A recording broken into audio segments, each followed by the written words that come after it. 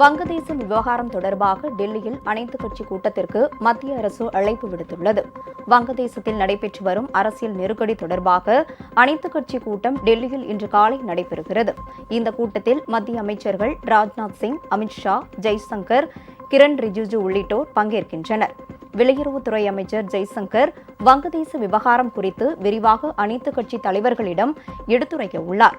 வங்கதேசத்தில் தற்போதைய நிலவரம், அங்குள்ள இந்தியர்களின் பாதுகாப்பு, சர்வதேச எல்லை பாதுகாப்பு தொடர்பாக ஆலோசனை நடைபெற உள்ளது.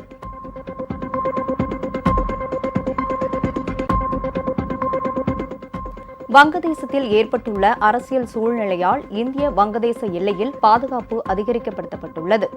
டன் பாதுகாப்பு படையினருக்கு விடுமுறை ரத்து செய்யப்பட்டுள்ளது. மக்களின் போராட்டத்தால் நாட்டை விட்டு வெளியேறிய வங்கதேச பிரதமர் ஷேக் ஹசீனா தற்போது இந்தியாவில் தங்கியிருக்கிறார்.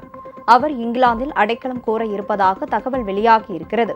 இந்தியாவின் அண்டை நாடாக வங்கதேசம் உள்ளதால் இரு நாட்டின் எல்லை இந்தியாவின் 5 மாநிலங்கள் வழியாக 4096 கிலோமீட்டர் தூரம் செல்கிறது. எனவே வங்கதேச நிலவரம் இந்தியாவில் பாதிப்பை ஏற்படுத்தக்கூடாது என்பதற்காக இரு நாட்டு எல்லையில் தீவிர உஷார் நிலையை எல்லை பாதுகாப்பு படை பிறப்பித்துள்ளது.